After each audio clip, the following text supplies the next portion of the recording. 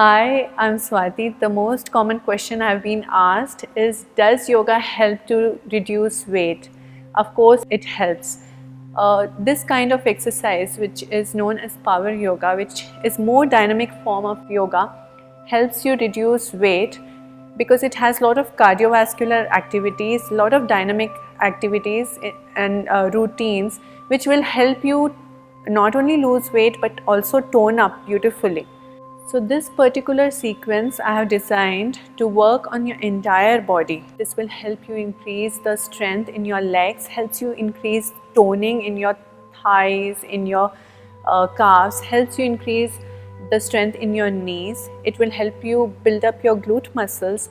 Not only that, it works beautifully in the core. It works beautifully in your shoulder and arm muscles.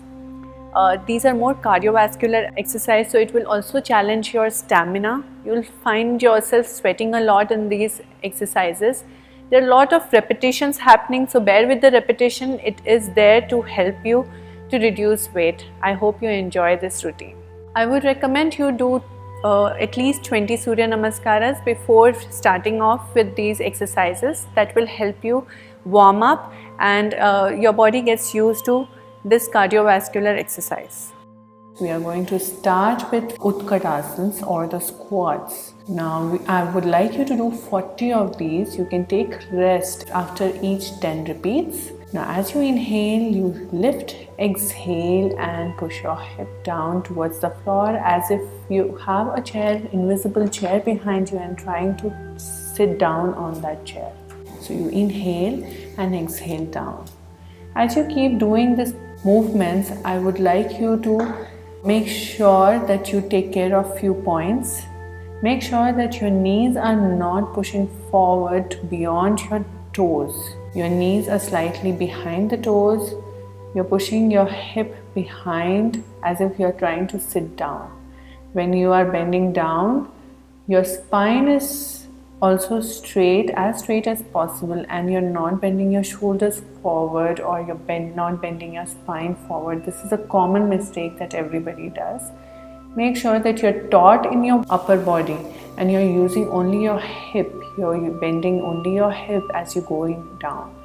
As you're inhaling up, if possible, try to use your glute muscles to get yourself up. That will give you that another level of challenge to your glute muscles. Keep doing this and don't forget to breathe. As you exhale, go down, inhale and up. So the next exercise, we are going to start with downward dog. I would like you to come to the downward dog position. Take some time to adjust your downward dog, which is very important. Push your heels down, lengthen up the spine, keep pushing your tail towards the ceiling, make your shoulders strong and keep your ears moving away from your shoulders. Once your downward dog position is right, lift your right leg up and bend your right knee. Push your right knee forward. As you're pushing your right knee forward, make sure that you swing your shoulders just above your wrist. So inhale, lift your leg up towards the ceiling. As you exhale, get your knee forward. Remember, when you're getting your knee forward, always make sure you swing your shoulders. Do not lock your shoulders. Swing your shoulders forward towards your wrist so that your shoulders are just above your wrist. And then only proceed to your next leg. Once your 10 cycles are done, lift your left leg up towards the ceiling. Inhale, exhale and forward. So you inhale, lift, exhale and forward. One small thing I would like you to pay attention to is your abdomen. Make sure that each time you come to your knee bent forward position, which is also known as the half plank position, your abdomen should be really working hard. Clench your abdomen really hard and then relax. So your next exercise also starts with downward dog.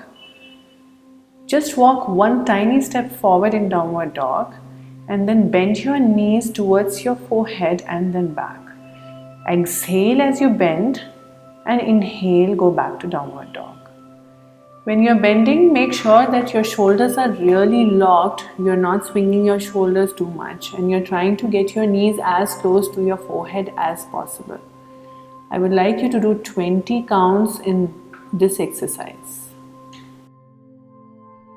We are going to do a slight variation, or you can say a progression for the next exercise. So from small dog, I would like you to go to plank.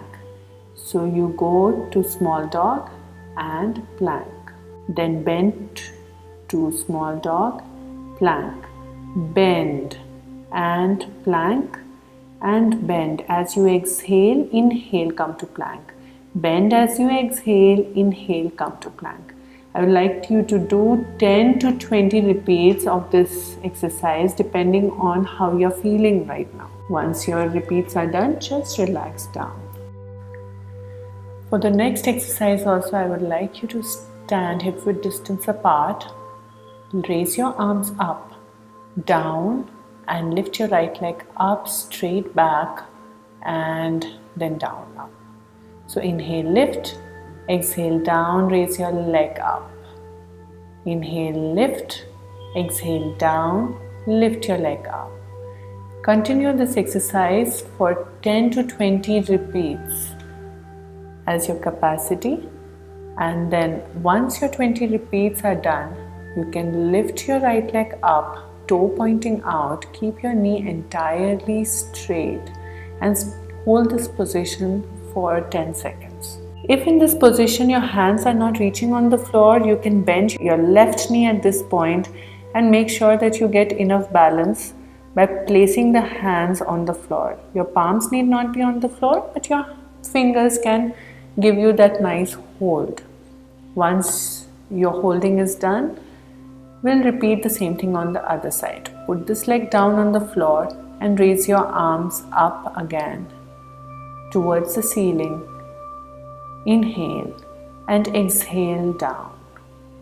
Each time you're lifting that left leg up, make sure that your knee is completely straight, your toes are pointing out. So you're working on that ankle, working on that calf muscles, working on the shin, working on your knee, your thigh, your hip. The entire lower body is working really hard.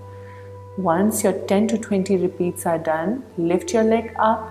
Stay in the position for 10 seconds. Feel your body, feel your lower body, feel your upper body. Your lower body is working really hard in placing that leg in the air. Keep it really tight. You will have a temptation to bend your knee, but make sure that you do not bend your knee. And once your 10 or 20 seconds are done, get your leg down and lift your arms up as you inhale, and exhale, relax. Lie down on your back, raise your legs up, and now as you exhale, circle your legs anti-clockwise and inhale up. Exhale anti-clockwise, inhale and up. In this particular movement, make sure that your knees are not bending. If your hamstrings are too tight, it's okay to bend the knees little bit, but not too much. Otherwise, you are not going to feel anything in your abdomen. Another thing is, if you're feeling too much pressure on your back, make sure that your legs are not going low towards the floor. You can raise up the leg a little bit above the floor.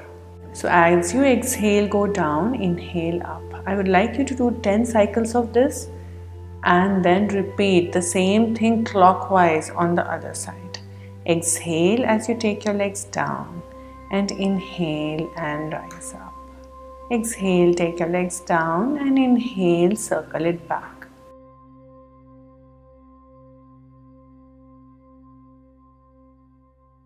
Once you are done with all this, your abdominal churning, lie down in Shavasana and relax.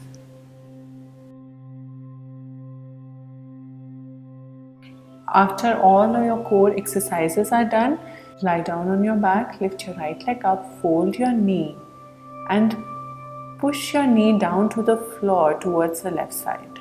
Use your left hand to push the knee down on the floor and feel the twist in your back. Make sure that your shoulders are not getting lifted up. Lift this leg again back to the normal position. Same thing on the other side. Lift your left leg up and fold it across. Now take your right hand and press this knee against the floor as much as you can. Look towards the opposite side.